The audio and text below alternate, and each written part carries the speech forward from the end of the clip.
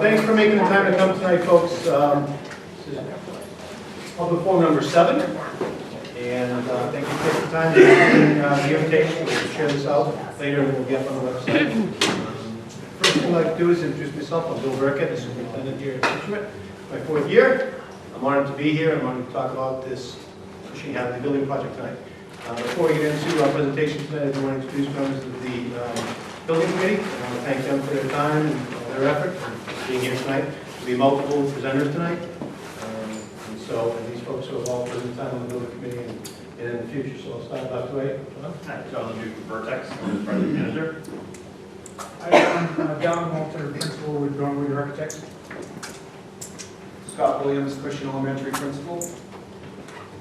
Christine Sheehan, Hatherly Elementary Principal. Heidi Driscoll, Assistant Superintendent. Nicole Randolini, School Committee. Good evening, Jonathan Burwood. I'm a community representative. Thank you, John. Dr. F. Tom Rapp, Director of Business and Finance with the schools. Chris Cataldo, Assistant Director of Facilities for the schools. Good evening, Nancy Holt. Sorry, Chris. Now Finance Director in Downtown. I almost took your job. I'm jealous. Chris, I'm sorry. Chris Carter, Capital Plan. Thanks, sir. And not on the building committee, but school committee Yeah, present. School Committee, Maria Bauer. Thank you. And Joe Tom Hingsberg, project manager, Dornwood Architects. thank you. So welcome tonight. When I applied for this superintendent position 4 years ago, I think it was January of 2020, there were a number of job openings. I was principal down the Cape, and I was ready to become a superintendent. But I wanted to come to a town where I could go and retire. That was my goal, still is. And so I researched all the jobs that are out there, and this is the one I applied for. Why did I choose Situate? I went back and researched all the school committee meetings for the last couple of years, watched many of them, researched the budgets, the process, the support, the votes, town meeting, saw the projects going on at the time, and certainly word of mouth was positive, but after doing my homework and research for several weeks, I applied for the position because Situate community supports education. They support a lot of other things, it's just a great community, but obviously my interest was in education. So I said, that's the place I want to be. Not to mention a great reflection, is very unique in Situate. I've been in a lot of places in 30 years, is that a lot of our teachers live here. And what better investment than that? So that's pretty cool too. So, that being said, one of the first documents I read was the Habib study, which was a document about this big that a group of community members put together, researching and looking at the elementary schools in the district. Looking at the conditions of them, looking at the needs, the grade levels, and all that kind of stuff. Neighborhood schools, soup to nuts, very in-depth study. And the recommendation back then, and that was approximately 7 years ago, 2017. Right, 7 years ago this process started. These conversations were started. And they determined then, in the school community, not me, that there was a need for a new school. Right? 7 years ago. I'm going to have a timeline up here too. And I still have that study. And I do want to address one number that was put into that study because it was an estimate at the time. It wasn't a lot of, certainly not the research that's done here, 85 million. Okay, so I want to dispute that number right now. That was from the Habib study. And it was not done through the MSBA. It was not done with research and in-depth study that this project was. So I just wanted to put that out there. We'll talk a little bit about it. So 7 years, I read this study. Then I find out we're already in the pipeline for the Mass School Building Authority reimbursement program through a statement of interest. Okay? So that was something I was excited about. I said, wow, this is an extremely competitive way to get reimbursement from the state of Massachusetts and be partners with the School Building Authority. Okay? First time we got denied. I said, oh, it must be me, bad luck. Not a good way to start. Next time, not approved. Wow, now the work really begins. This is real. Fast forward to today, what we're going to talk about today is an opportunity to receive approximately $36 million in reimbursement from the state to fund this project. That does not happen everywhere. And it may not happen in a long time here. All right, so Obviously, I support this. Hopefully tonight we tell a story through 7 presentations, through multiple school building committee meetings, multiple subcommittee meetings, through a visionary process with teachers, community members, students, putting it all together and sharing with you what we've learned over that time, and we've listened to the community, and we're trying to be, fully transparent. And after tonight, with your feedback and questions, we hope to improve this presentation even more. So on April 29th, Monday, 7 p.m., we'd like to see you all at the high school. We'd like to see you improving this project. And I also want to address the folks out there that talk about this being expensive. It is. I'm going to be upfront with that. A new school building is expensive, and it stings. There's no question about it. I don't live in this town. All right? So, but I want the taxpayers to know, and we're going to show tonight, that we rolled up our sleeves and got the best deal we could in a great school. And my only point to that is, we got to do it now. It's never going to be cheaper than this, and we're never going to get 36 million back. I shouldn't say never, it's a long time, right? At least the foreseeable future, right? So how do we save money? We act now when we get the best deal and get a great school. And because we need it. And we'll show you that too. All right, so let's start with the presentation. And if you have questions throughout, we don't want to wait till the end because it's a long presentation.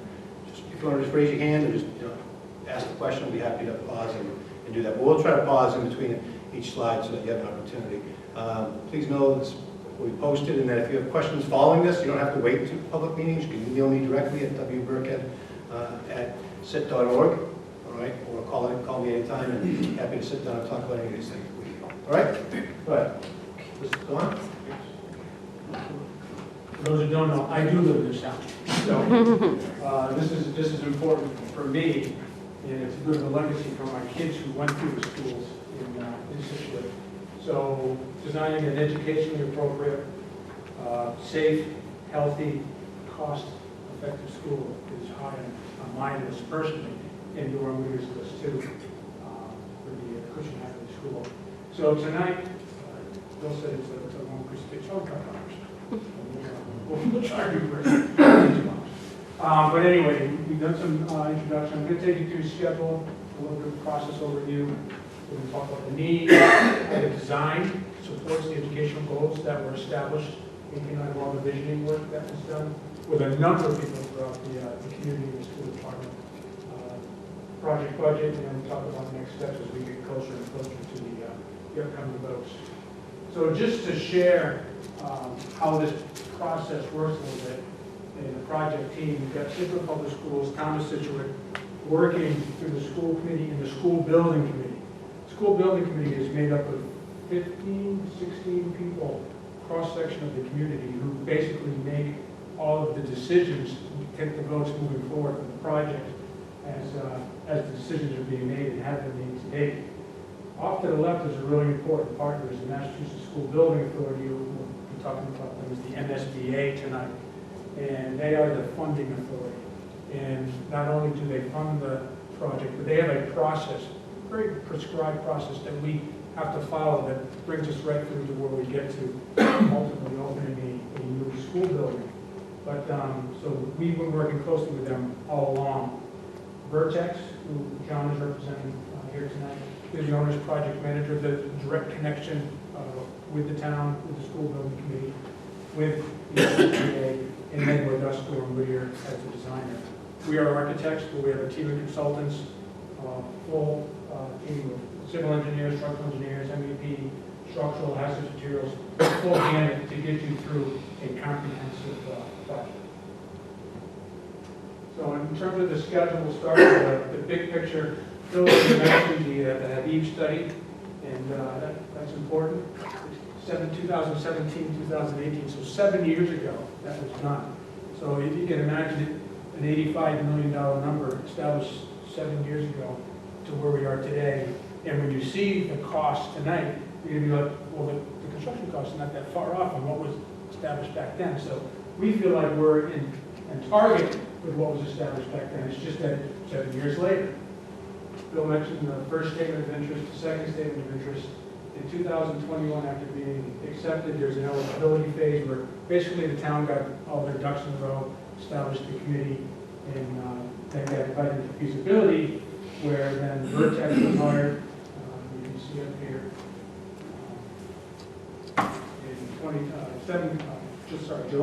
in July of 22, and then we were hired in December of 22, and started going through this feasibility study, schematic design.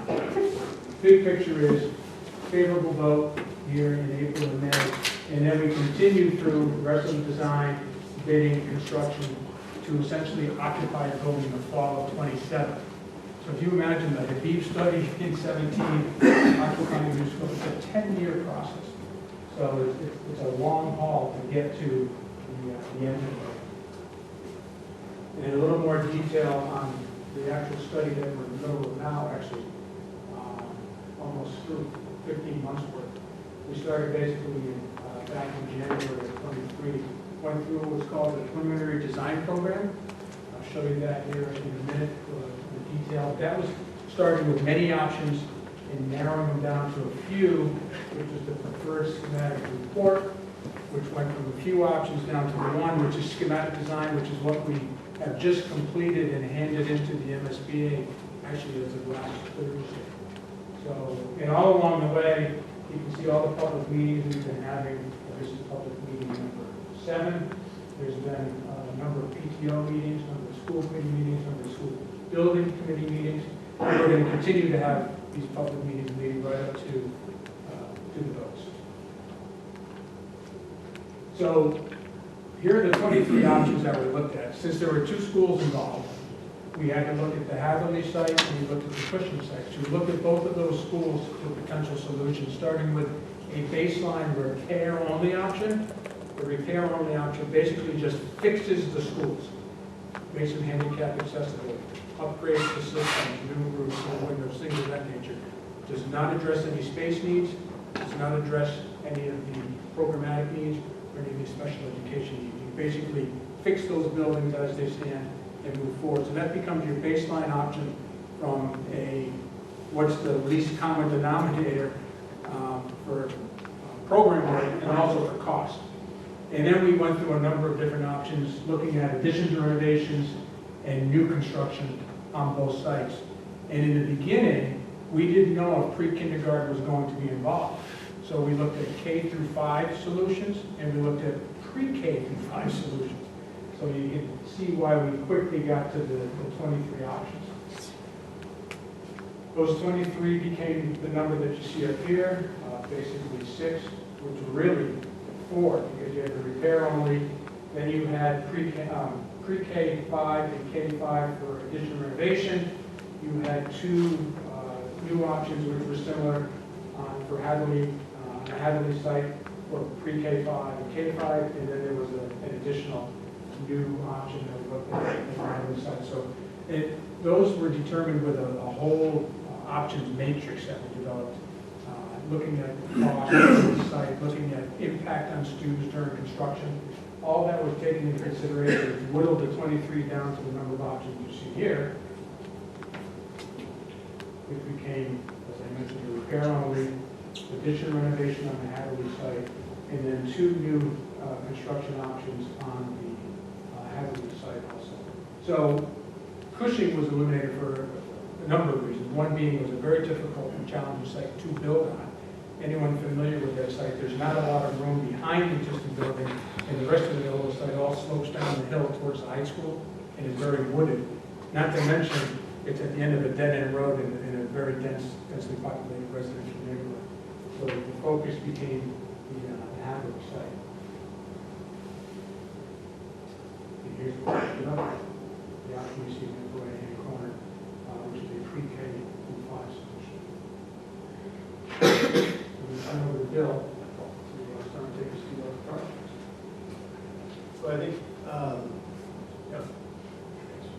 so the concept here is to take both of the older buildings and consolidate into one building.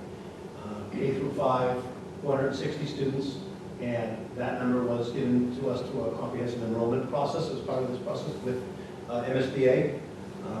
That's their number. If we have more, that's up to us, right? But that's the number we've been given to build this plan. I'm going to get to pre-K in a minute, but we've added pre-K of 100 students. I'll talk about the reasons why in a minute, so it will be 560. Okay, so there's a process, as you saw there, from the 23, pre-K was talked about, and then it was shared through a number of the first public meetings for feedback. And then we made a decision, and again, I'll have a separate slide for that. And Hatherly, as Don mentioned, was the most advantageous site location through that process.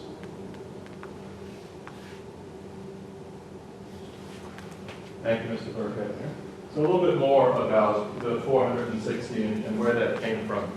The MSBA, as part of the statement of interest process 3 or 4 years ago, takes a look at all of the elementary classrooms in the district. So they looked at all 4 schools, and they looked at what's the capacity of all of the schools. And so when they're recommending a new building, they want to make sure that we're maximizing space available in all of our schools, as well as the new building. And so when you do the quick math, and I promise I won't make it complicated at all, right now in Cushing, there's 368 students, and in Hatherly, there's 250. And so right away, that totals 618 students. And so you're all asking yourselves, how am I going to fit 618 students into a building built for 460? And the easy answer to that is you're not. The MSBA expected us to be able to move some students into Jenkins and into Wampatuck to fill those schools.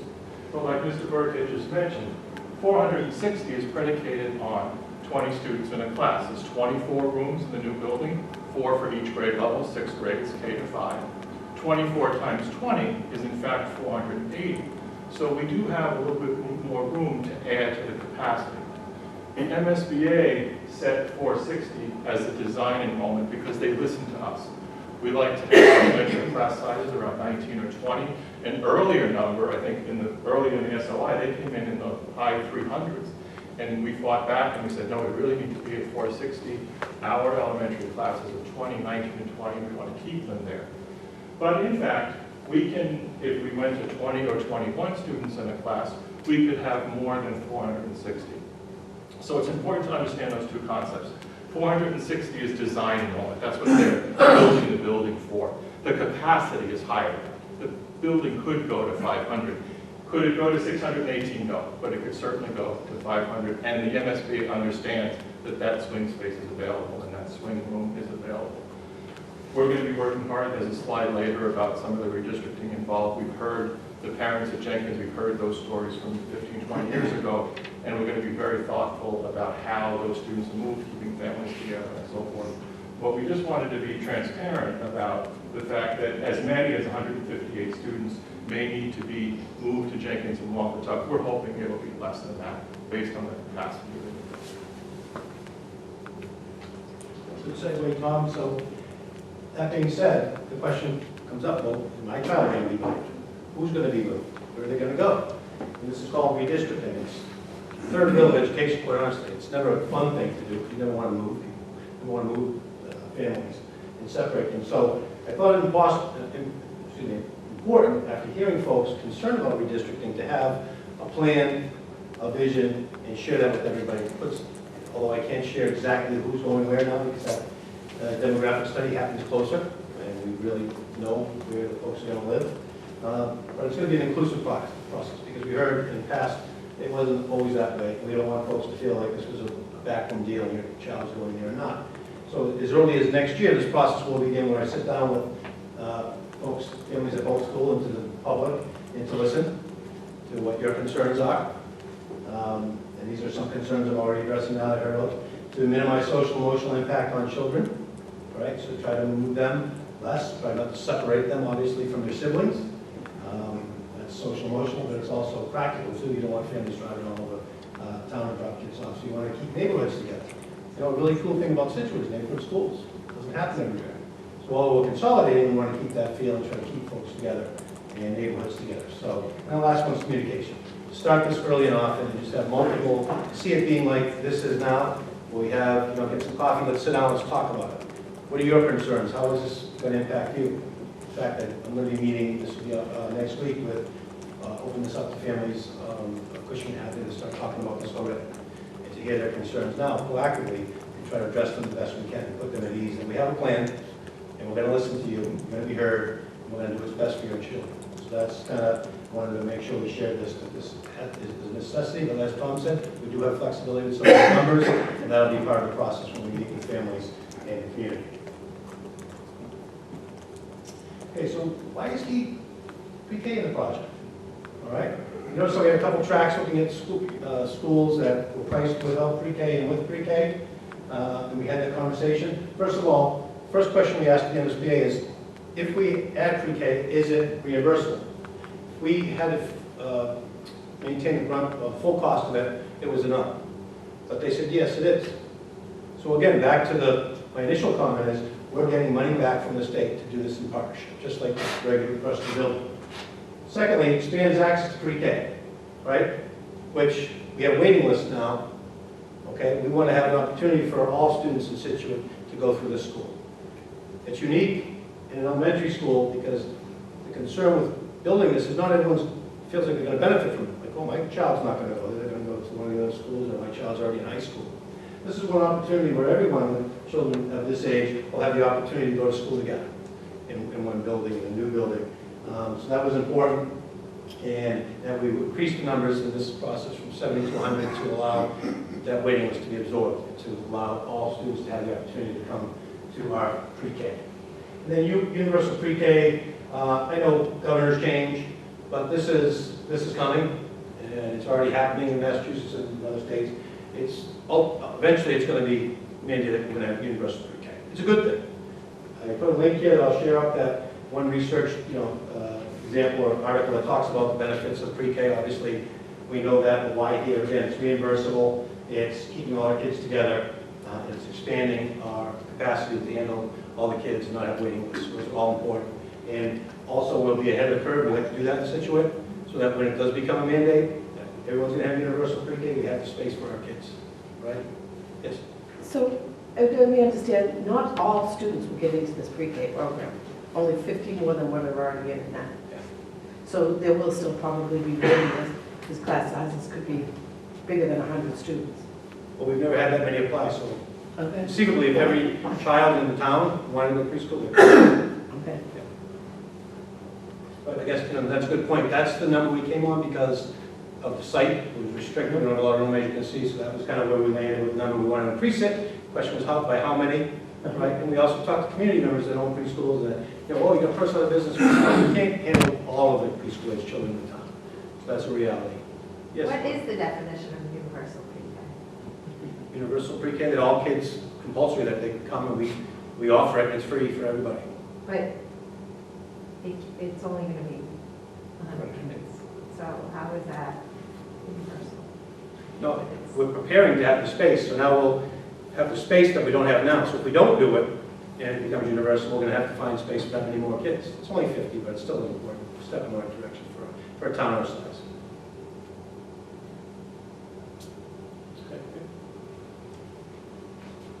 All right, I'm going to talk a little bit about kind of the intro to the project need. As we've talked about a little bit, Hatherly and Cushing were both built in the early 60s, 2 years apart. They're twin schools. They're almost identical, as most of you know. So a lot of the issues are very similar in both. We have undersized or missing spaces.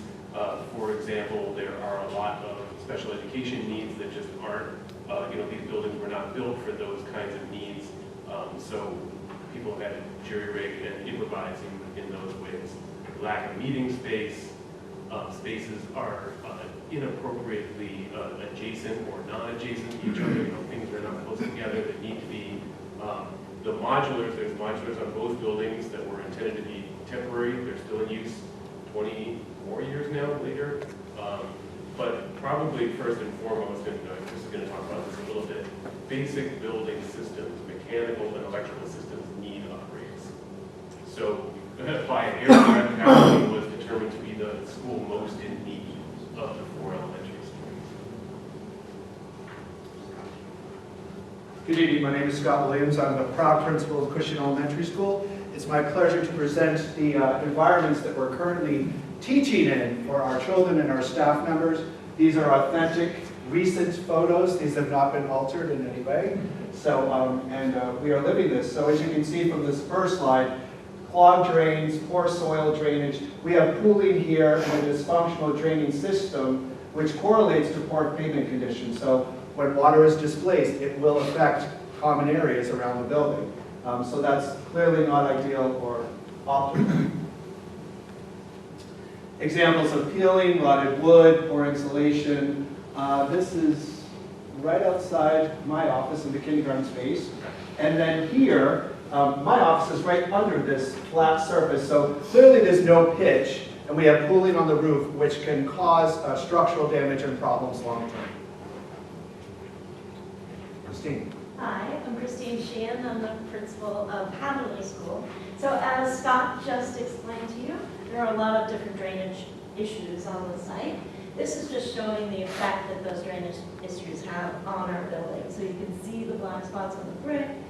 Several areas are like that. This is a picture of one of our modulars, and just the dark and decaying that's happening because of the water on the roof.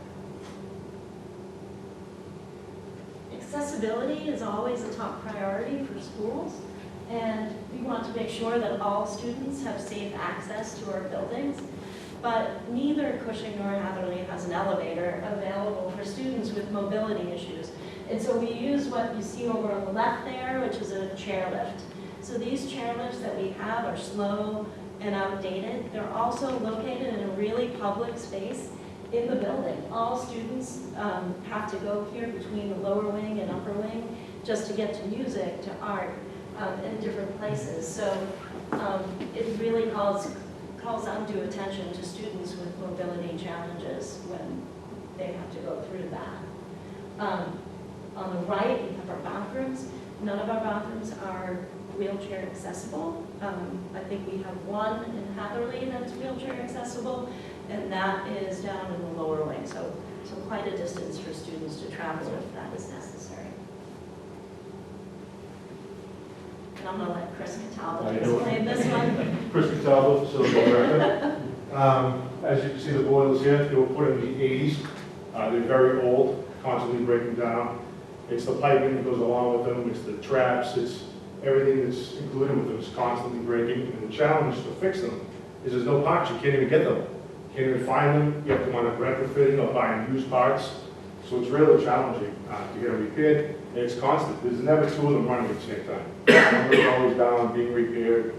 It's just it's a battle all the time. And then on the right-hand side, you see our switchgear, which is from the original build from the 60s, which every time we have a power surge or when the power comes back on, we always lose a motor or a fan or something goes down. Plus the electrical infrastructure is just, you can't handle what the loads are. It's just outdated, it can't be even, it doesn't even run. A lot of it doesn't run, a lot of the equipment, so it's a touch. And then here, if I could just provide a very recent example today. Sorry.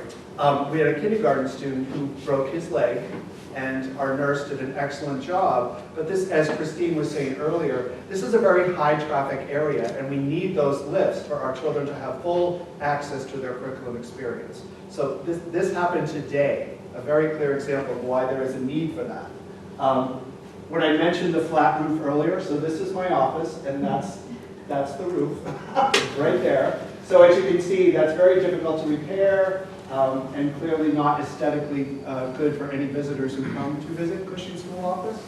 And then right here we have insufficient electrical outlets. It's just we don't have the full capability to support our instructional technologies. It's really a safety issue with all the wiring. It's not ideal.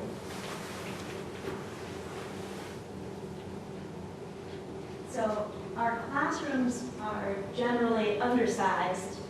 They lack storage, and are often used for purposes that were not originally intended.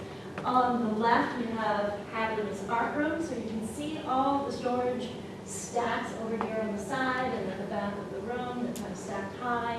And anytime you really have storage within a classroom, that is taking away from space that can be used for student learning.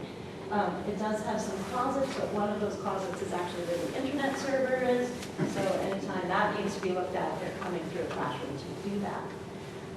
Over here, we have the lovely occupational therapy and physical therapy room, which is shared by two service providers. That was originally intended as a mechanical closet. So you can see the ductwork up above there. There's some more over on the other side. It's very noisy in there. To deliver those services, you really need space. There's a lot of movement involved with the children, a lot of equipment being used that you can see there. And so that really is an inadequate space for that to take place. And then here, this is our library space. Both Cushing and Hatherly have very similar footprints. The architect firm who did these designs. It's really the heart of literacy, the heart of learning, the heart of our schools. It's not ideal because these are very heavy traffic areas. We have children and lots of passing through the hallways here. Visitors come to, it could be more optimal for reading and literacy, which is the foundation of the elementary experience. And then right next door here, we have a picture of, we've done our best to make small group spaces for instruction with small groups, but we had to accommodate that by putting up some barriers and some partitions, cubicles. So again, less than ideal for optimal learning. Okay. This is a slide I'd like to credit the school committee. This is over the last 3.5 years. This is they call this the trust slide, where we want to show the community where we build trust with them. This is also a great conversation piece about collaboration, because this was a collaborative work with the town, capital planning board, select board, and ultimately the community voting at town meeting. And so this is broken down by schools. I wanted to show this slide, $6.5 million approximately on capital and community projects to not only maintain but improve the other buildings. Because that's an obvious question, right? You're getting a new building, what about us? What about Wampatuck? What are we going to do for that? What about Jenkins? That's getting older. We wanted to show on this slide that we have a visionary plan, we have thought about this, and that we're being responsible, and that we're taking care of these things so we're not back here asking for another school. That we not only want to fix Wampatuck, we want to make it better. And we're going to talk about educational experiences next, and once we get there, we want to make those schools, especially Wampatuck being the oldest building in the district, just as good educationally and as an instructional. So I just wanted to point out a couple of things. So a couple of these also are community projects. So the Jenkins Playground, the Jenkins PTO worked collaboratively with the CPC community to raise those funds and support that project. And we put a brand new playground out there that's just fabulous for the kids. Before, every time something broke, the solution was to remove it. So over the course of 4 years, the kids had hardly anything to play on.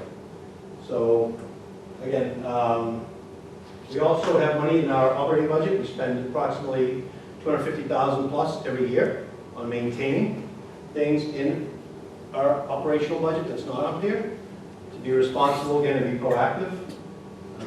So I wanted to share that slide with you again. That's accessible in this presentation. So, a little bit on just the cost of repair. We'll talk more about the project cost after we go through the educational slides. So as Don said earlier, the MSBA sets a baseline cost for repair only. And that's just to fix what you have.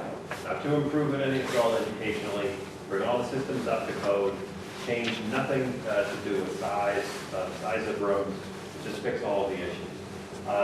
The $62 million for repair costs was for the two buildings together if you could do them today. Okay, and that's the big asterisk with that, is that's a point in time. But you would say, well, wait a minute, how would you do it? So some of the thoughts of how would you actually just repair these buildings? Well, you would probably have to phase it, right? Because there's buildings are full of 618 students. Each building can't house the other kids, so you would need some manner of probably some modular swing space, or you would have to break this up over bite-sized pieces over consecutive summer periods, consecutive winter breaks, and each time you take a piece of that work and break it out, the remainder of the work is going to cost you more, right? Because you can't do it now, so we have to push it to that next period and keep moving it down, down the road. Again, it would be multiple student moves, it would be pretty disruptive, and I think the important piece is that, as was talked about, doesn't meet the educational program goals, right? So that library would be better to could have new floors and new boilers in the back room. all of those things that everybody's talked about. But again, you're still going to be meeting behind temporary partitions, in that breakout space. MSBA reimbursement is unlikely. They don't want us to say it won't happen. They would reimburse for a repair if it met your educational needs, but you've heard the educators tell you already that it wouldn't meet the needs. So we can't say never, but if backed up by an ed program that said, yeah, if we just repair it, it would work, yes, they would likely contribute. But again, the educators don't agree with that. And again, those repairs would then fall into that same pool of the bitten off in small pieces and not a larger capital project. Now, those monies that we talked about just a slide ago, over $6 million in repairs over the last 3 years, now these projects, you would have to start whittling those into that fund too. Over the last 3 years, knowing that this project was on the horizon, the district's done a really good job of saying, okay, let's spend as little as we can, because we know we don't want to put good money into a school that we might be, removing, tearing down ultimately.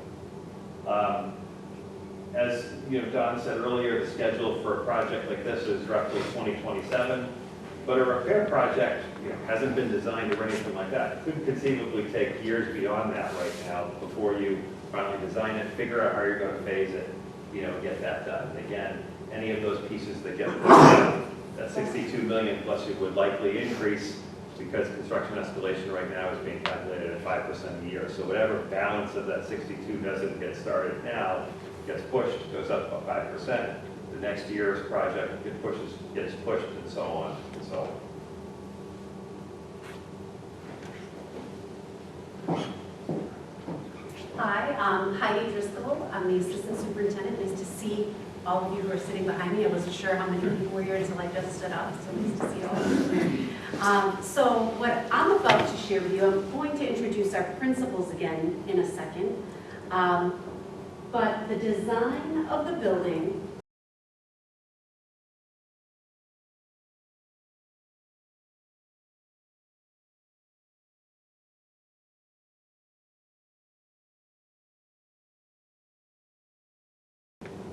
from the educational program side was created by teachers, students, community members, administrators, starting with our visioning group. And I see some of you who are here who are on the visioning group. So next slide, please. The purpose of the visioning group wasn't just to have a new building. It was to prepare to have a building that could serve the Scituate community for the next 60 years. So this is not a small change. This is a building that we want to keep and have, oh, hello, I see so many members of our visioning team. So this was not a quick process. People spent a ton of time prioritizing what it means to make a building that would serve students in Scituate for 60 years. So these are the key areas that we came up with, and the principals are going to go into depth a little bit about what this means. The first priority is purposeful innovation. So it isn't just renovation. We have to have a purpose for everything we do inside and outside of these buildings. The second item is universal design for learning. You heard a little bit about retrofitting or adding things because we have a student who has this particular need. Ideally, we want to create a flexible space that will truly serve all learners.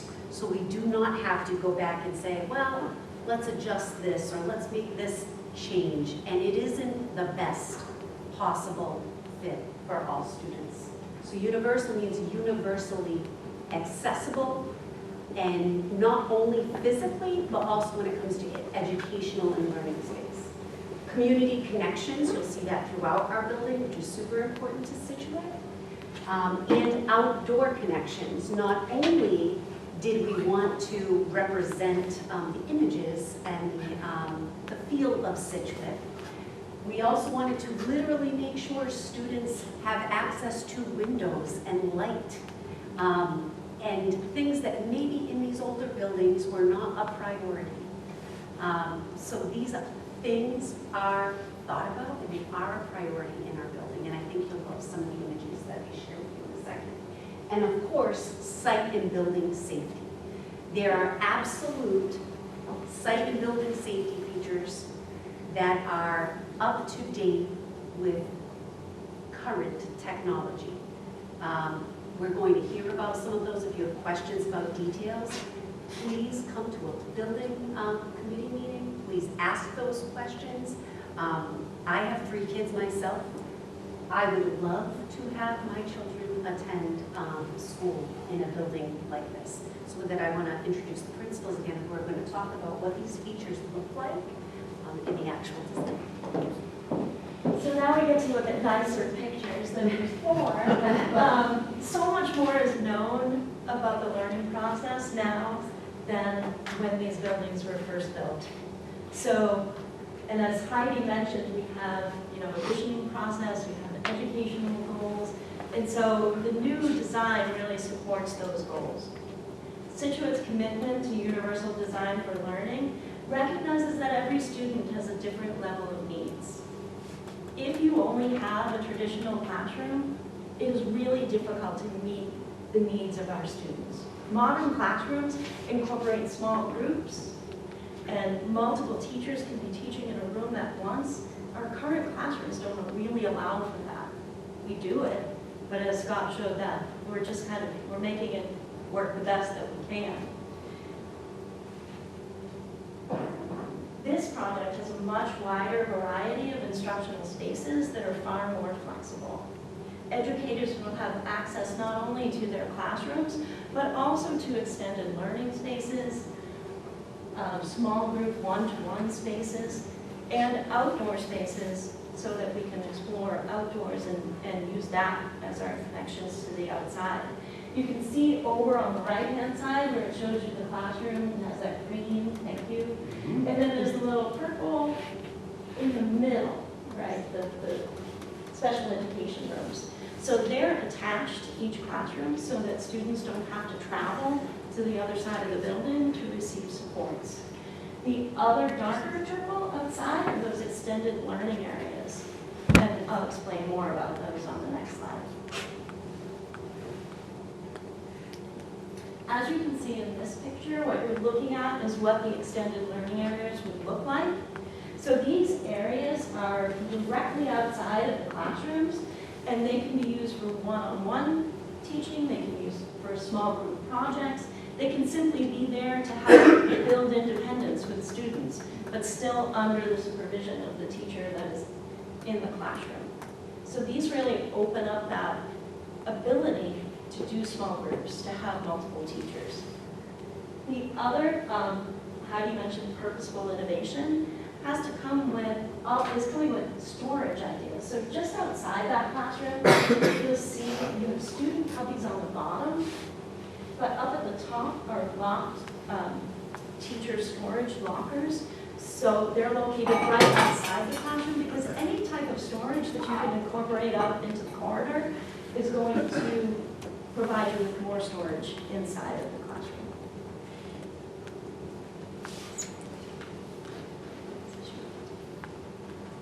So I'm very excited to present this slide. I had the privilege of touring and visiting 3 elementary schools with members of the building committee. We visited 3 schools for inspiration and ideas. And as Heidi mentioned earlier, one of the pillars of, I think, of our inspiration and our vision for this, including students and teachers and staff and families, is that creating a campus where we have a lower elementary learning center and an upper elementary learning center under one roof. And that this illustrates this courtyard design.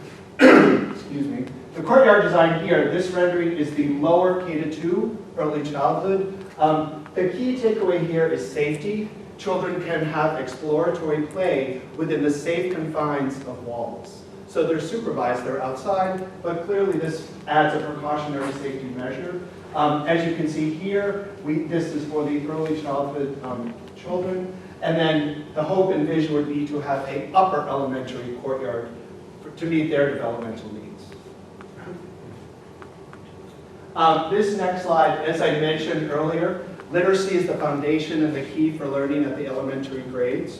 And it's very important. The heart of the school, the nucleus of our school, is the library and the learning center. This would be prominently in the front of our building. The key here is for accessibility and visibility for sharing authentic student work. There's great power in that. When children see their work on display, wow, people are seeing this. So we really want to create this environment where children can access technology learning centers within the realm of a visible core library. And then this next slide, I believe the inspiration for this was from the Easton Elementary School that we went to. We were very impressed when we visited our classrooms. There's a main classroom, and then there's a very close by, in close proximity, smaller room. This promotes inclusion optimally. There's no stigma for pulling children out to a small group. Children who are getting special needs, service providers can come to the classroom. And the pink rooms here are very close to the main classrooms.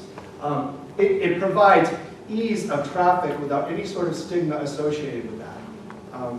And it's great because you can really promote team teaching, co-teaching, service providers, OT, PT, service delivery of IEPs, small group instruction for literacy initiatives.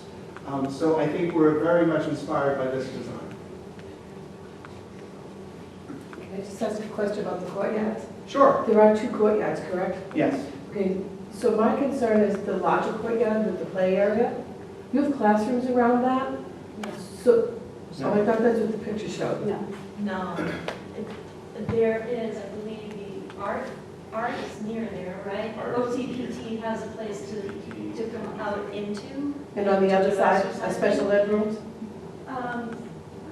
This is a resource room, and this is the faculty planning room. So my concern is we move with PT, OT, and those things. You have kids playing in a courtyard. There's privacy issues. I feel like we're building the gym in the 2 schools in the middle with stuff around it where education's going to happen. And as we all know, in 60 years, those classrooms could be classrooms and not what they're built for today. I just feel like we have 2 courtyards. I don't know if we need this big one with classrooms around it. So one of the strategies of locating these spaces on the courtyard is that these programs actually wanted to have some direct access into the courtyard itself. So there are times when, for example, if it's a really nice day, they might bring a small ensemble out to play music out in the courtyard if nobody else is using it. OTPT, same thing. If it's a really nice day and they wanted the kids to have some of their exercises outside, they could do that.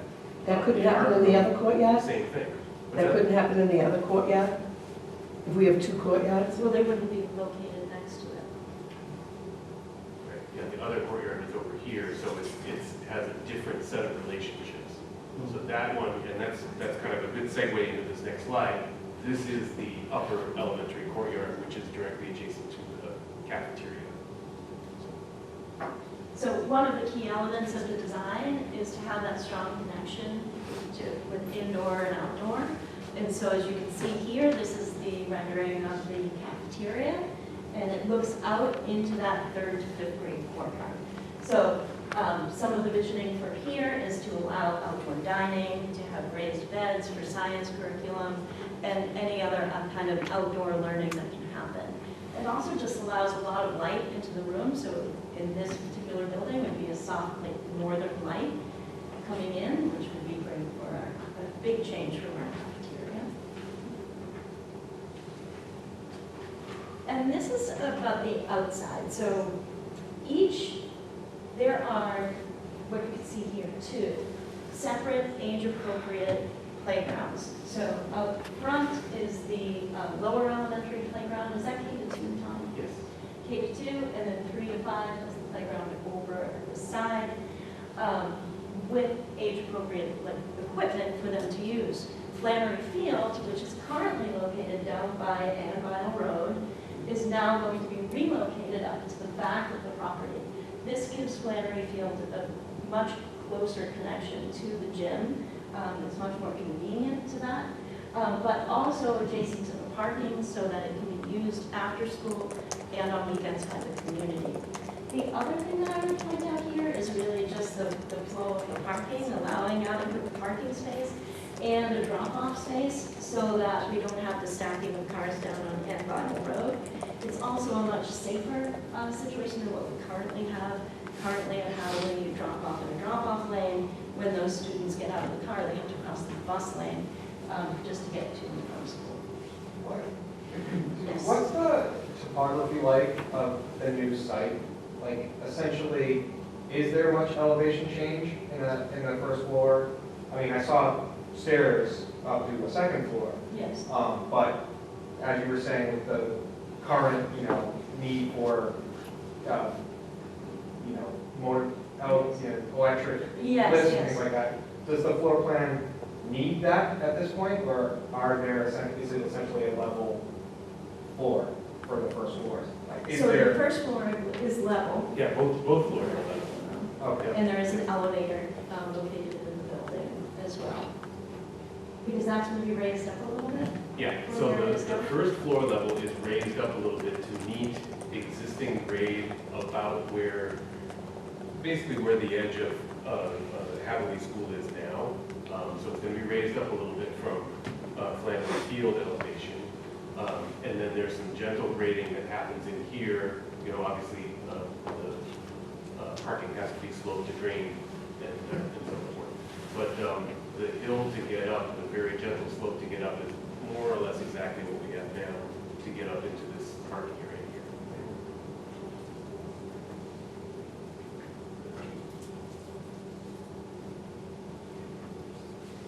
So another really important aspect of connecting the building to the community is recognizing the aesthetic of the town that we're in the Seaside Situate here. One of the things that you'll see throughout the design is the inspiration of some of these elements that we kind of pulled from the beach environment and the estuary environment of Situate, and creating and kind of working those into the design of the building itself. But the other part of connecting with the community is making sure that there's a both safe and welcoming entrance. This is the main entrance of the building. It's announced via this large roof overhang that kind of protects and envelops the entrance of the library, which, as we said before, is kind of the heart of the school and really sort of the front door of the school. Also, connecting with the community is the aspect of making sure that the building is accessible to the community and be able to be used by the community. I think one of the great aspects of this is the fact that the playgrounds will be accessible to the community after hours. They'll be outside the school area. They're fenced in. The fence is kind of ghosted in here, but it will be much more substantial than what you see in this image. We just wanted to kind of not have it dominate the image of the entrance of the school here. So yeah, that's a very important aspect. Also, very important when I was talking about a safe and secure entrance. This diagram here shows an entry sequence into the building. So we've got kind of an isolated plan. Here's the library right here that we were just looking at in the perspective. Here's that front door. When you come to the school, you actually, much like we have in the schools now, there'll be what's called the AI phone. It's a video audio phone intercom. You check in here, you get buzzed into the airlock, or basically the vestibule, check in again at this door, and you're visually identified by the school staff, and then let in, and then you can sign in the book, get a visitor badge, get credentialed. If you need to meet with somebody, they might come down and meet with you. One of the things that we really wanted to do was create a sense of welcoming and warmth to this building. So just outside the office, we have this area here, which we're calling kind of a community living room in so many ways. We'll have comfortable furniture there and a place for people to sit and relax and wait for a meeting. If a student is waiting for a ride, they can wait here. Any of those kinds of functions. There's also a couple of other little pockets in the plan down here where people can have an informal meeting or just sit and reflect. One of these is a window that looks out into the courtyard. So some nice features there. Also really important in security is the ability to lock off portions of the building. The building's design, this line here is actually a firewall. It's also a security barrier with 2 doors. Those are much like this line here is a security barrier. So these 4 doors are on electronic control. They can turn off if need be, if there's some kind of an emergency, to isolate the different parts of the building. And there's adequate egress from each part of the building. So threat or some type of emergency. On the positive side of this same feature is the ability to lock these wings off after hours and have the center core of the building able to be used by the community. And that's a really important intentional feature of the design. So all of these dots represent rooms that could be possible venues to be used by the community. The library, art, music, the gym, and cafeteria here with a connecting stage that actually connects between the two. And then this room here happens to be an ELL classroom, but could also be used as a meeting space in the nighttime. So great features there. Another key concept that we use in our design work is this idea of concentric rings of awareness. So starting with the border of the site, making sure that people know this is a school property, you're going to be under surveillance when you come on the property. It's a very important concept, and just putting landscape features in that announce that. Having an area around the building where administrators can keep an eye on things. Most importantly, at the front door and the front parking, this is very often where any issues might arise, where you can kind of see something coming. So it's important to have visual contact from the administrative core, which is right here, of both the drop-off, parking, and also the entrance. So that's all very important. Excuse me? Yes? Can you go back to Yeah. that side? So that outside ring, Mm-hmm. like that's on my property? Okay, so- What is that? It's a design, a diagram that illustrates a concept. So it's basically saying this is the concept that we're thinking about the front entrance. The literal embodiment of that is there is going to be some type of announcement at the front gate here, if you will, that this is the school property. And then we're also going to have fence, there's natural walls on some of this borderline that we're not going to touch, but there might be fencing, there might be landscaping. All of these kinds of things are landscape elements that announce this is the border of the property. So it takes different forms. But this is just kind of a conceptual diagram. But the border is. The border is the site. No, you're right. So it's not actually the circle. It's not actually the circle, yes.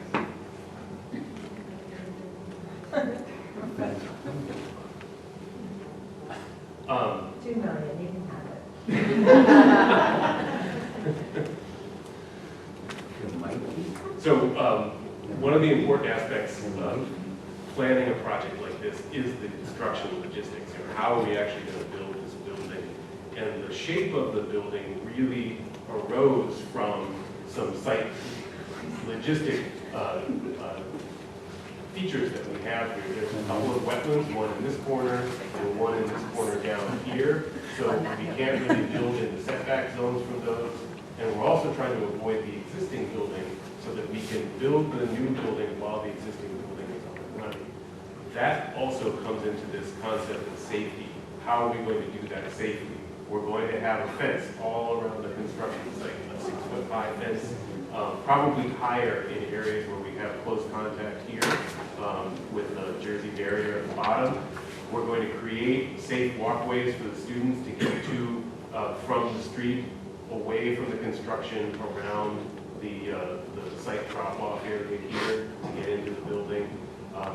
We're going to have to take some of the back lawn area for construction area, it's a reality. We're going to leave the playground and the play area in the back of the building here, and we're also going to create another play area in the front. We've got some temporary parking to replace the parking that's in place that happens here along the side of the building. and we were going to have to reconfigure the drop-off circle a little bit. So all of those things go together to try and keep the site safe. One more point. Separate construction area or construction entrance here, and there will also be dead times when construction traffic can't happen during the drop-off and pick-up periods in the morning and afternoon. I was actually over at Hingham today, and I went by the Foster School, which is being built with the original school there. Yeah. And the thing that I noticed when I pulled up was there were 25 to 30 cars parked on the street. It was all the construction workers. Where are the construction workers going to park on this? We are working on that right now, and we have some very, I think, promising ideas about how that's going to happen. You want to talk about that at all? Because that was the thing that, the minute I walked down the street, I'm like, oh, what's this? No, it's a great point, right? So we just finished a school in Westboro where, very similar situation, building a school on a hill behind an existing school, and really no parking. The contract was allowed 6 parking spaces. You say, wait a minute, what happens on the day when there's 90 tradespeople? Well, in the plans and specs, it was you're going to park off-site. And they parked off-site and arranged transportation to bus the workers in and to bus the workers out. The whole point is that, if we don't want them parking on the street, they can't park on the street. However many spaces they have on site inside the fence, they can make that work, but that's up to them. And at the end of the day, as long as we communicate these things well in advance and very clearly in the plans and specifications, they have to figure out where the best place is to park. Now again, we don't just do it in a vacuum, right? As the plans will develop over, the year after the vote kind of thing, as we start to get into phasing plans and how we're going to do this, we'll talk to the town and find out, are there places that the town could let them park? Is there a parking lot of a local vendor? Those kind of things, and we'll work with them. Because if the word is no parking on Anvino, no parking on Anvino. And if they park, we'll tow them, right? And it's that simple. So not having parking at these sites is not something new, and it's for that exact reason. We don't want the project, we don't want to add to what's already could be tough traffic at pickup and drop off for sure. And the blackout periods are important, right, as well, so that no deliveries during bus drop off and parent drop off, no during dismissal as well. As long as we communicate those things, contractors are really used to those restrictions being put on them.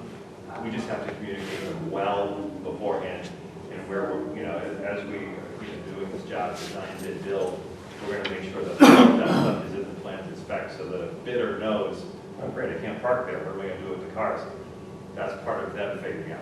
Again, we can help them, but it becomes part of their challenge of how they staff the job and get their people to the job site every day. And can I ask one more question? The construction site, what is the distance between the construction site and the actual school building where the students will be? How big of a distance is that? Is it 5 feet, 10 feet, 20 feet? It's about 10 feet Oh, from 10. the fence to the building. To the building, 10 feet. Yeah. Guess what little boys in first and second grade love? Trucks. And just for a piece of that for a second, we had a job just last week. It's a great learning opportunity. I will tell you that show them the trucks and get rid of the attractive nuisance, right? Those fences, we'll put scrims on them a lot of the time too to block it out. Yes, the backup alarms, you will hear them, and we will have to work with the contractor for timing on, best times of day to kind of do that work. But at the end of the day, we're really cognizant of that, so we'll try to show them when it makes sense, bringing it in as part of the learning experience, but also block it out where we can so that it doesn't become a look out the window kind of thing. Have you factored in the parking problem? Excuse me? Cost of the parking problem? Have you factored that into the cost of the project?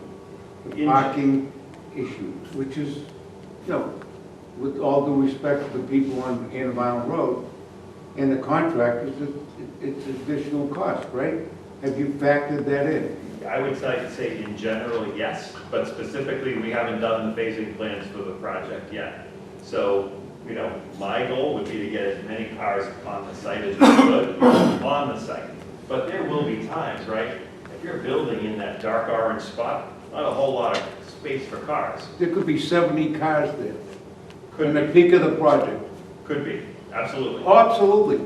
Been there, done that. Could probably. I just, No, but, no, what I would tell you, sir, is that I would hope for some kind of merge solution, that we, you know, there's certainly room to park cars on this site at certain times of the project, but during other times it will get tight. And there will be, yes, there will be a premium for that. No one's gonna park the cars for free, right? So what we would do is try to work with and try to find a place in the town that maybe there's somewhere they can park, you know, and do that legwork beforehand so that we can offer it. If we're offering it, they don't have to pay for it. If they're coming. well, you're gonna pay for it in the cost of the project. Right, you will if we can't find a place for it. You know, because bidders are smart. Understood. So as many of those things as we can define for them, you know, less variables we have to worry about. Yeah.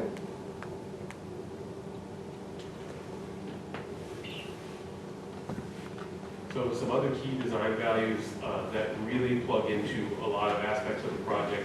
Obviously, John's gonna cover cost really thoroughly after we're finished here, but durable materials and systems are very important. This is a building that's built to last at least 50 years, if not more. So our material and construction system choices are based on that kind of a time horizon. And we're just really trying to be efficient with the design and the detailing so that we can do things smartly for the least amount of cost. And then another aspect that durability plugs into is sustainability. The best building for value is a building that's going to be around a long time that doesn't have to be replaced again quickly. That's a very sustainable move. We're also looking at these specific points that are up on the board here. These are all part of the LEED green building rating system that the project is going to be underneath. There's 4 levels of LEED certification. We have to hit at least LEED silver, which is kind of the second highest one. We have a stretch goal of going for gold. So that's really what our focus is on this project. And with that, with meeting those goals, we're eligible for an additional 4% of a reimbursement from the MSBA. So those goals are all kind of pulled together. I'm sorry, is that reach higher gold, or I mean, platinum or anything like that? No, Does it get more than 4%? No, the 4% number is just for what we need to do to hit silver. Gold is just a higher level. Just to be completely clear with it, the MSBA used to be if you hit silver, you got 2 points. Now it's you have to hit silver. Every project moving forward, the MSBA has to. How we get the 4 points is complying with the new opt-in energy code. That opt-in energy code is, you know, Situate's a stretch code community. It's beyond the stretch code. It really has to do with building envelope types of systems, really moving towards an all-electric building. If you do that, you get 3 points plus 1 for indoor air quality. That's how we get the 4. So we have set this up to get those 4 points, because that's, you know, 4 points is a lot of money on a project of this size. That's a good segue. Okay, budget. So where we're going to start a little bit is to say, you know, back when you remember those kind of the big different quadrant drawing that Don showed. The PSR, the Preferred Schematic Report, when we submitted this, the total project budget was $120.1 million, okay? So, and that was really starting from a very conceptual set of plans, right? And since then, Jordan Whittier has done a lot of work in actually starting to really take that project design and bring it through what I would say 20+%, almost 30% complete, because the MSBA requires that much level of detail. So when that detail came in, we sent it to our cost estimator, they sent it to their cost estimator. We got the estimates back, and guess what? When we added all of the project costs together, we were high. Okay, we were above that 120.1. And we knew that we had some other costs coming, you know, that hadn't been included in the 120.1. If you look down below on the left here in that added column, these three things weren't part of that 120.1. Those total almost $4 million, right? So here we are, all, over. So what are we going to do? So we went ahead with a value management, value engineering exercise where we said, okay, we need to look at the project, we need to look at the details and say, where can we save some money? We need to pull that money out now and get this project back down to at least the level that we set at the preferred schematic report. So what you see here is a series of value engineering items. These 5 subtotals total to about $9.2 million of items that we identified. These descriptions kind of hit the big ones. Okay, we have a spreadsheet with about 40 items, but unless I wanted to make your eyes and head hurt, we just went with the subtotal of the sections. So one of the biggest areas of savings that we identified was site.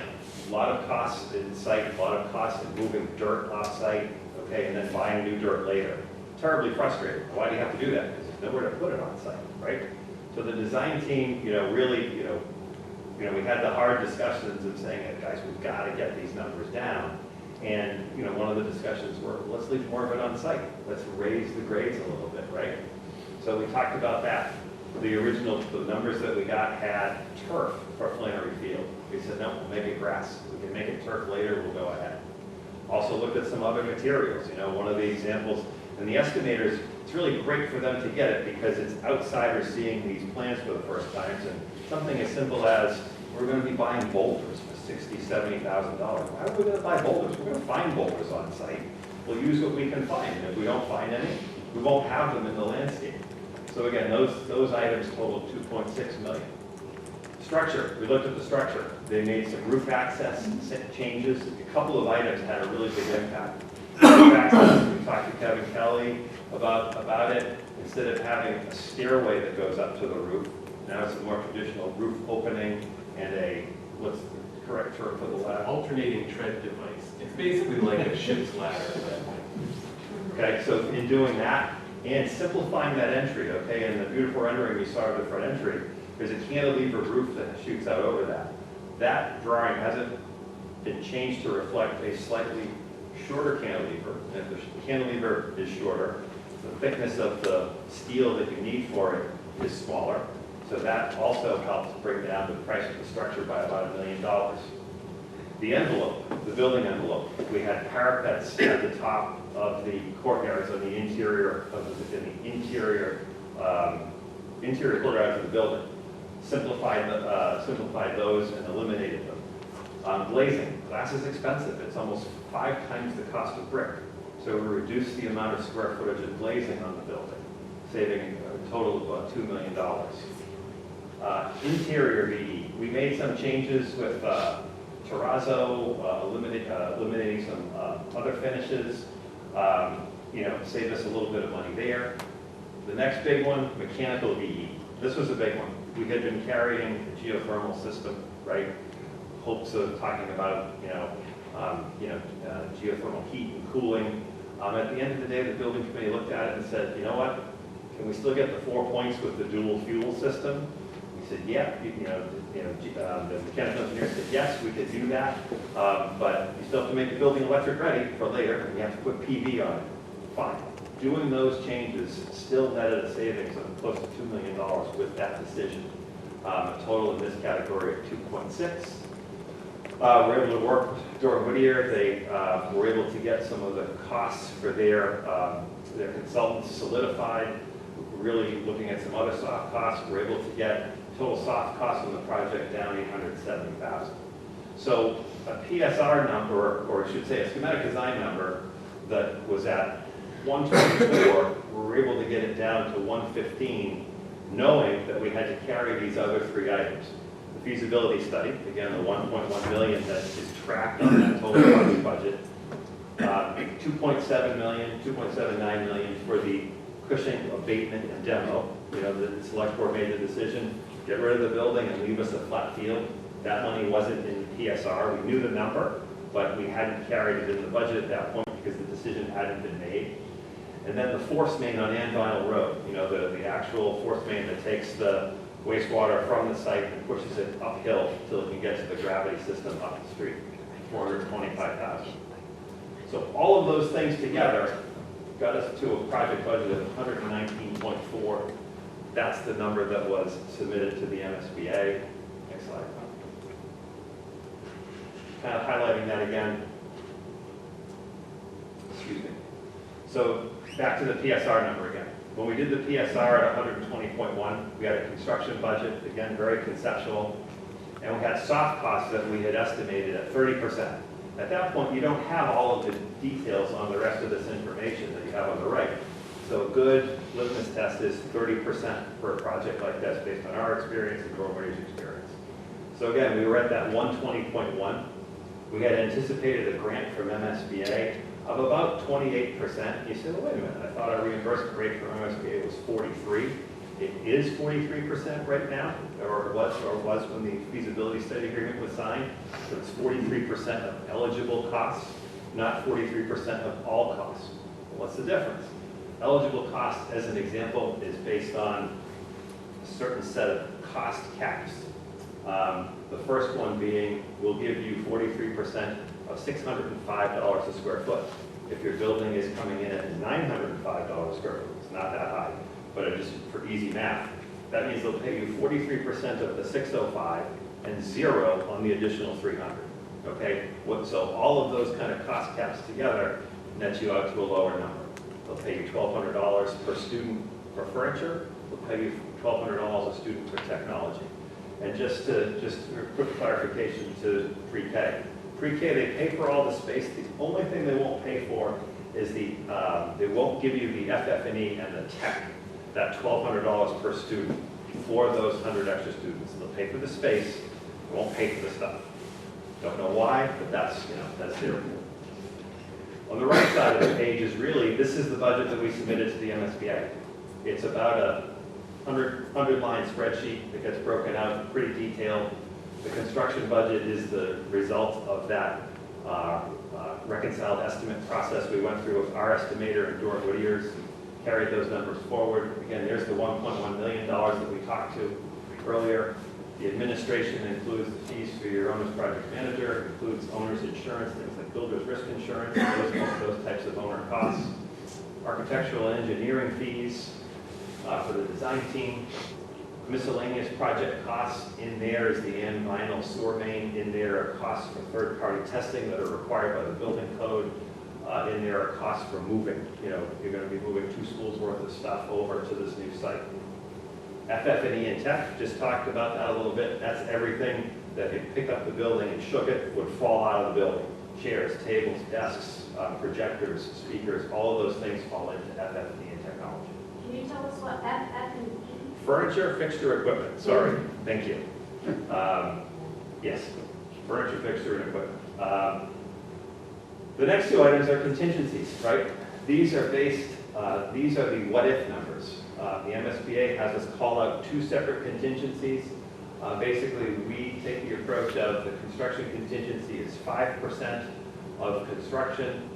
The owner's contingency, we carry this project at around 2% of construction. Let's be very clear. That's unencumbered monies that we have to carry for just in case. Just in case what? Just in case the owner wants to add something later, just in case we find something, latent defect, something buried that we weren't expecting, just in case, there's a disconnect of the drawings that we need to figure out. All of those things, we need to have money for just in case. Again, that money is not promised to anybody, and that's money that is administered through the building committee process. All of those things added together, we're at 119.4. Again, lower than the PSR budget, and including about $4 million of additional costs that weren't there before. When we run through the calculated grant with the MSBA, we're at about a net of about 31%, leaving a town share of $83,390,830. Having just submitted the schematic design and this total project budget to the MSBA, sometime around next week, we should get a notification from the MSBA where they want to have a call with the project team and the superintendent. And at that point, we'll get on the call and see, they will confirm what that grant number is going to be. They will take us through the worksheet that we completed for them. Hopefully, they will show us very few issues where they disagree with us. And at that point, they'll say, we confirm that this is your, this will be your grant. And at which point, they will get ready to issue to the town the project scope and budget agreement. And basically, that is we understand what you're going to build, a school for 460 students plus 100 students in pre-K on the Hatherly site for $119.4 million and a total potential maximum grant of $36 million. And at that point, that is what the project is, memorialized with the MSBA. Next slide. So what does that mean to Situate? So, Can I yes, just ask a quick question? The contingencies, the two. yes. What if you don't use it all? Who gets that money? Does the town, does the school? Nobody, you No. guys, you never, in a perfect world, Nancy never borrows it. Okay. And so it's a great question. All of these numbers moving forward, assume you're gonna spend every penny. Okay, so we're really showing this as kind of a worst case approach. Sorry, next slide. So again, there's your 119, we talked about total project cost, and there's your share. And you say, wait a minute, John, you just told me that the share was 83.3 million. That's the $1.1 million difference because you already borrowed for the feasibility study. Okay, so the MSBA makes you vote the whole project, but you still have that feasibility, and the language requires that you're voting the total. What the math works out to the taxpayer and how Nancy and company borrow, that's a very town-specific situation. What you borrow short-term, what you borrow long-term, what you have, in free cash. Ultimately, that's why the MSBA says, great, when you vote this project Situate, we want proof that you voted the 119.4. We don't care how you actually finance it, but you need to do the whole thing. So if the town share of 82,298.30, based on a series of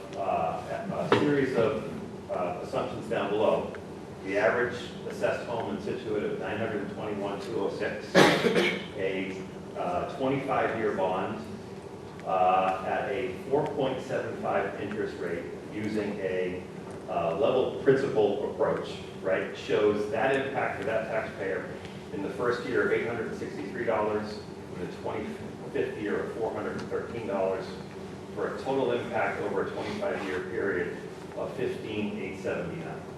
Again, these are the numbers as we've calculated them. Once we know what the MSBA says in the next week or so, we're going to be able to solidify that and lock it in. But as you can see on the next page, it's also important to note that, probably the single biggest thing in the impact to a taxpayer isn't a change on the, from the MSBA and saying we're going to give you 50,000 more or 50,000 less. It's about the interest rate, okay? That impact is calculated on 4.75. In talking to Nancy before the meeting today, if we were to go to market today, that rate would probably be somewhere between 3.75 and 4. Well, why don't we advertise that? Because you know what, be conservative. We would always rather that this thing go in the other direction and get better as opposed to getting worse. I'll stop here quickly for a second. Nancy, am I forgetting anything? I got a question. Sure. First of all, thank you for all the detail. Sure. It's hard to think about 2027.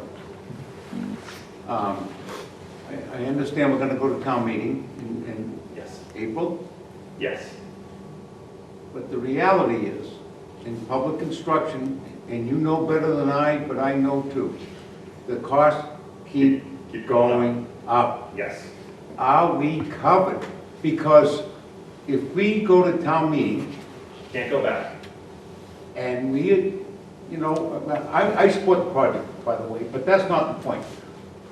We go to town meeting, we say, 82 million, and everybody just for it. Then the bids come in They're high. 2026, there'll be 100 million.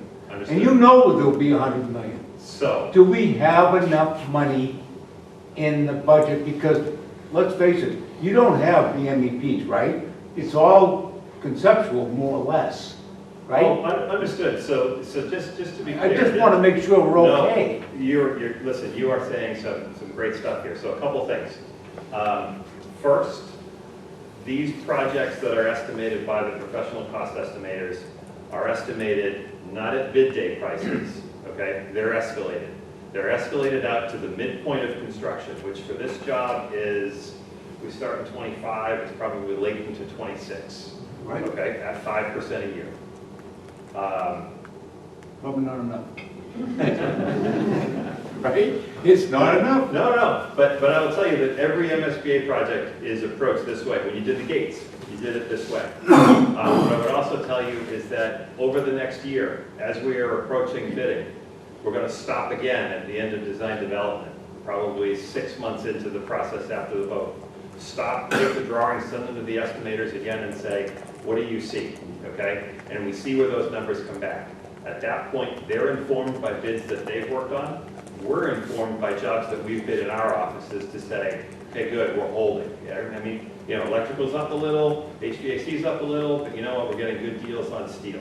We're gonna do that again a couple of times in the construction document phase before we go out to bid, so that we've stopped a number of times along that period and aren't just crossing our fingers to say, job gets approved in May of 2024, I will check it again in June of 25. No, 2 or 3 times to check again. So I would tell you each of those periods we'll stop, check those numbers, and that doesn't just go for construction, right? If we saw, we have to keep track of all of the items on that estimate. So if we suddenly see that steel and aluminum is going up, well, furniture's gonna go up. So we're gonna make sure that we're working on all of these paths along the way. All I can tell you is that we've had, you know, our firm, or Whittier's firm, have had a really good track record of working in this MSBA system. We're concerned about costs as well. I'm heartened by the fact that the escalation is flattening.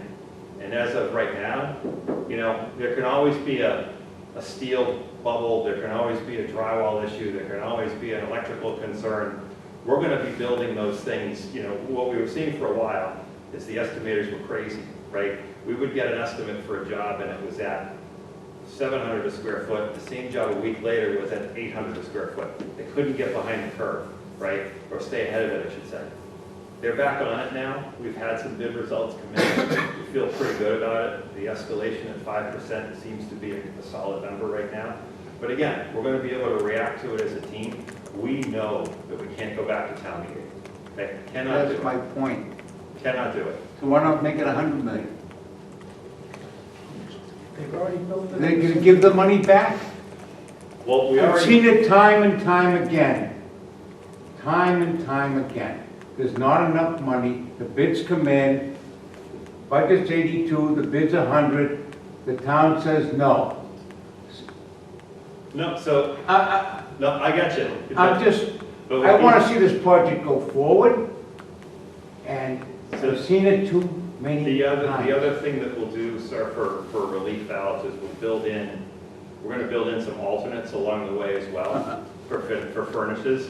We're always proponents of add alternates, not deduct. You never get a price, you know. So for folks who don't know what that is, You never get that. let's use this room as an example. On bid day, we're bidding this room. This is a concrete floor, but you know what? It was designed with hardwood. Okay, and we said, you know what? We can't afford the hardwood. So on bid day, we're bidding the cost of this room with an add alternate to change the concrete to add a wood floor on top of the concrete. It's a real number. It becomes a real number on bid day. We would rather find a series of add alternates and work to have as a relief valve to take things out of the job and add them back on bid day. Well, wait a minute, can't you do that as a deduction as well? Yeah, but you never get the value as a deduction. So if you bid this room as an ad, someone might say, well, it's 100 grand on bid day to add, to change to wood.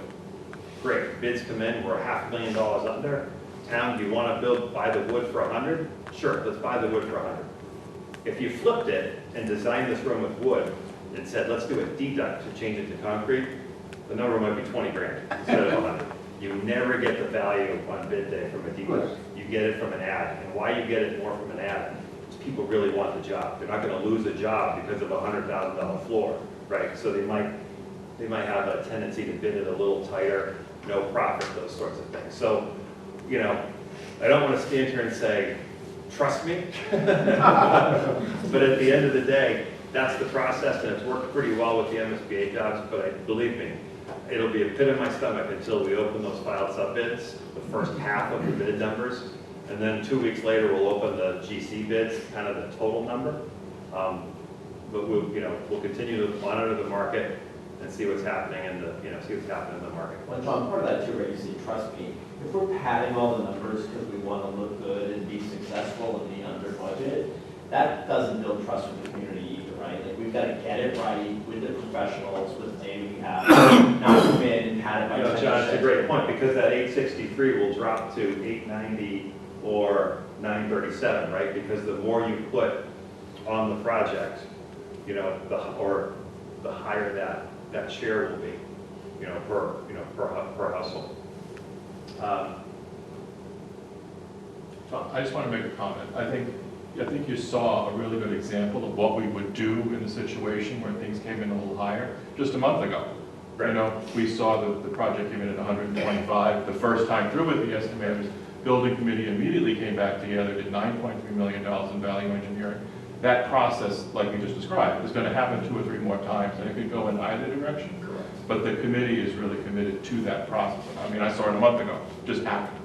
So I think it was a good litmus test of how we're going to handle these things as they come up. And we also didn't go to, we also didn't, bless you, we also didn't exhaust the well and say, take out all the glass we can and turn it into bricks. Yes, you could save another $1 million, but then you're like, well, why did I build this dark building?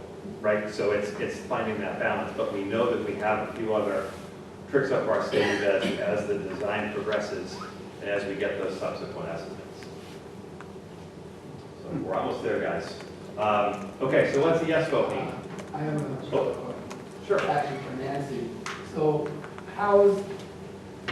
what's the interest rate based on that municipalities pay? It's 4%, I think is below prime, right? Or is it at prime? I don't know exactly prime, but usually prime, I know mortgages are 7, prime is usually like 2 points below, so it's 5. So we actually getting better interest rates than prime, or are we anticipating that the Feds are going to cut prime? Oh, no, we're not, because anticipating that. We're tax-exempt debt, so we issue lower. So that just means that, purchasers of our debt instruments don't have to pay income taxes on their dividends. So we do issue some taxable debt, but that means that our rates tend to be a little bit lower than what you might expect. Like I said, we're using BS, our financial advisors in the market every day. Excuse me for not saying that's really in the market every day. What should we use? And they're like, oh, yeah, use 4.75. And then recently they're like, well, no, you can go down to 3.75. And I'm like, if I issue in 2027, I'm like, yeah, stay at 4.75. If there's just too much light, you would much rather come in and say, you know what, we came in, we got a great interest rate, rather than say, by the way, we got a horrible interest rate and it's going to cost you more. That's not, it's not going to make or break the project by that little bit. It's only going to be better. So what does yes vote mean? What's the Question here. I'm sorry? Oh, sorry. I have a quick question about the Cushing site restoration. Sure. And what that entails. I know the building will be demoed. I'm assuming Flat grass. just flat and seeded. Flat grass, and- nothing, Okay. no discussion of irrigation or play fields or anything. That is a town decision that won't be part of this project. Okay. But it was important to the select board that we not be left with a hollow, empty building, right? Which becomes an attractive nuisance and security issue and all that stuff. So it will be abated and taken down and left flat. And the parking will stay, as it is there. Thanks. And following up on that, and just cut me off, it's like, that has nothing to do with this, but like, is that, I don't even know who to ask about this, but like, is that potential in the future to offset costs to the taxpayer? Like, whatever you guys decide to do with that? I mean, property is expensive. I'm not suggesting, hey, we'll sell it to Toll Brothers or whatever, and, be hung, and It could be condos. Yeah. Condos. We need But is there, I don't know, Condos. is there any potential that you can get money so that we don't pay as much? The easy answer for this group standing in the front of the room is that's not a this project decision, but it's definitely a Situate decision, right? And that's a, you know, is it a school committee / select board? Like, I don't know, once you take this, it's school property, right? Ish. Yeah, so it's a little fuzzy, right? But at the end of the day, that is a town decision for later, for sure. Sell it, keep it, turn it into, you know, I'm sure there's a group that would love to build more fields there. There always is, right? I'm sure there's a group that would love to sell it, you know, but that becomes a bigger town description. We just were told unequivocally, don't leave a building there, a problem building there. I So think that's a better problem to have is to, now we get this nice space. Yeah. Just the neighborhoods, we want, again, we didn't want to leave the main building. So to have a nice space, and again, it's a good problem to have for towns, what are we going to do with this man again? So what's a yes vote mean? Yes vote's really easy. The timeline that Don talked about in the beginning keeps on moving, right? Keeps on moving, about 13 months of design, followed by a couple months of bidding, breaking of ground late summer, early fall of 25, and a school open for students by September of 27. What's a no vote mean? Well, as I said a little while ago, right, you know, once the MSBA sends through their final numbers and we execute a project scope and budget agreement, if the town says no at either the town meeting or the ballot, the MSBA does have a failed vote policy. And that failed vote policy is merely an extension of the 120 days that you have from once they approve this project back at its board meeting on the 28th. You have 120 days to prove to them that you're supporting the project and you're going to be able to approve it at 119.4 million. If you don't get either of those votes, they'll give you more time. That's the failed vote policy. The failed vote policy is not but can we build a blank? No, you've executed a project scope and budget agreement to build a 560 student school on the Hatherly property, okay? Any no or any other option at that point is to go back to the start of the line discussion if you want the MSBA to participate with it. It's either do it, you know, come up with a new solution on your own, or go back and start the statement of interest again. But as you know, as the superintendent said at the beginning, from your invitation in to now has been about 4 years.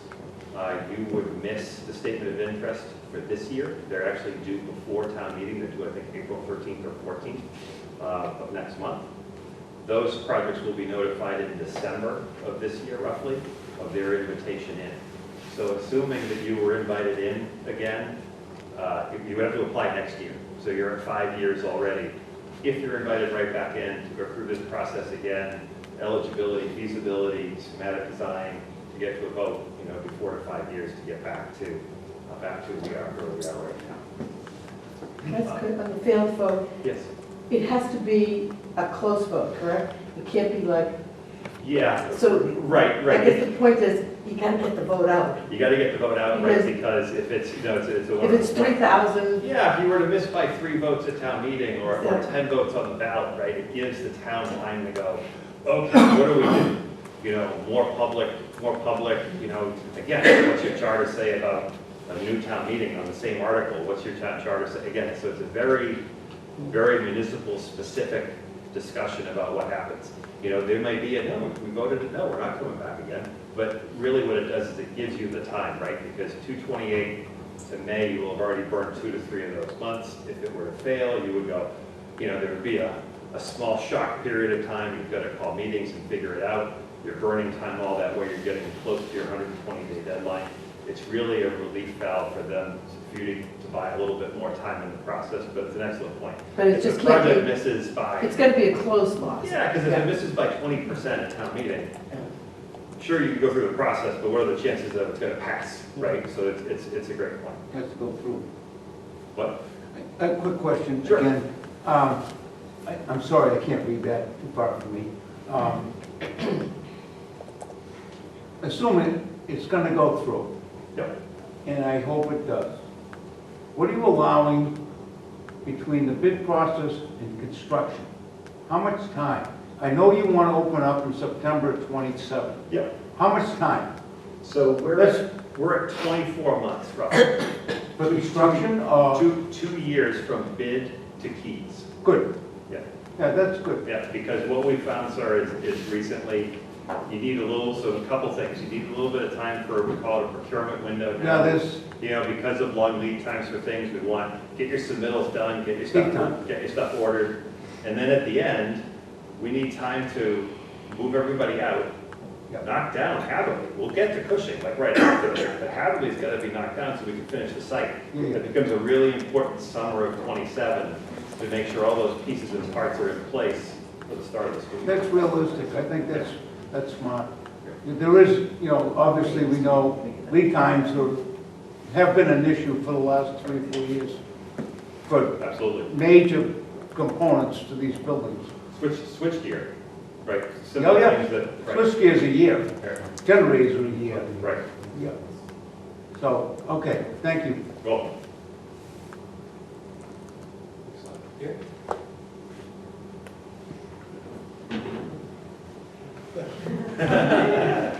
you want to say that? So it hasn't been 2 hours. We're pretty darn close, so. 149. Thank you. Thank you for your patience. Thank you for your questions, your comments. This is how it makes this process and this project better. So, you know, people coming out to talk about the project is just something for. But moving forward, we're here tonight. Next public forum we have on March 21st at Cushing. Another one April 2nd at the Senior Center. MSBA board meeting. John mentioned that. That's where the board will vote to approve the project. There will be no surprises. The package was already submitted last week. They're going through that. We got some preliminary comments already. They will sit down with us to talk about the budget, and talk about everything is. Yeah, sorry, the 120-day clock starts on that board meeting. Is that a public meeting? I had February on the brain. Is that a public meeting? Is it open to the public? The MSBA board meetings are public. Yes. Okay. They're all remote, Okay, so it's easy to. You just have to register. okay. Right. Yeah, if you go on the MSBA's website, you can register ahead of time. And the district would be, you know, superintendent would be there that day. The project team, you know, Don and I will both be there. We'll have other members of our teams there in case they have any questions. But the reality is we are already getting some feedback on the submission, right? Again, the MSBA is in the business of approving projects. As we sit right here today, barring a major surprise, there's a 99.99% chance that the project will be approved at that board meeting, right? All that we're left now is the details of the specifics of their grant amount.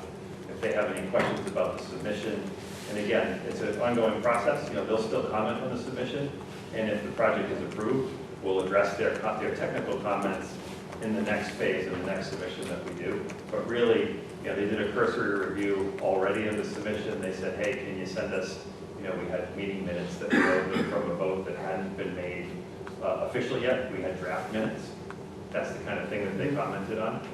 So again, we don't anticipate there being any issue. You don't get to the board meeting and there's a surprise if they didn't support our project. There is a process of getting their ducks in a row so that they can give us the thumbs up on that day. Quick question. One more, and I'll leave you alone. Have you considered, is this project going to be a CM at risk, or is it going to be open? So it's a great question. The building committee voted a number of months ago to go design, bid, build, not CM at risk. The town of Situate has a really good history of success with design, bid, build. Some of that really good success was with this project team, with this architect on some projects, with us on some projects. So we're going that way. That's a good, yeah. And frankly, it's ultimately maybe it's more expensive, CM at risk. Certainly through the front door, okay? Yeah, it is. First number.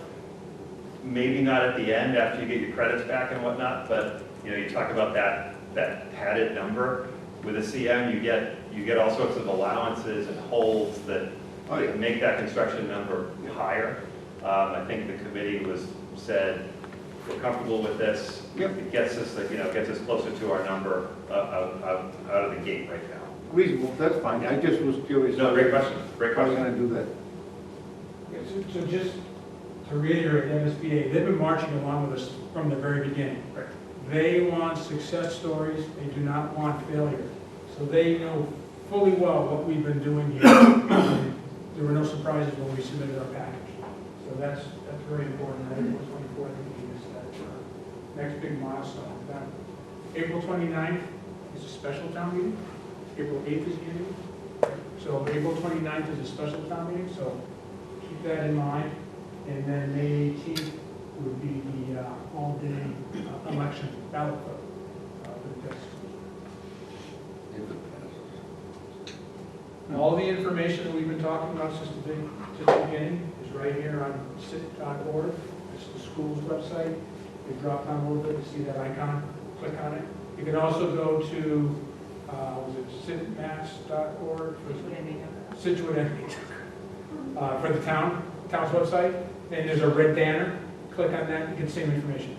So all this information is readily available for people to go and review. All the work has been done today.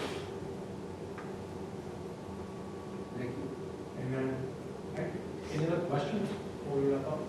We'll hang around after too if you want to compliment individual questions. I want to thank the team, and thank all of you again for your feedback, and Thank you. good evening. thank you all.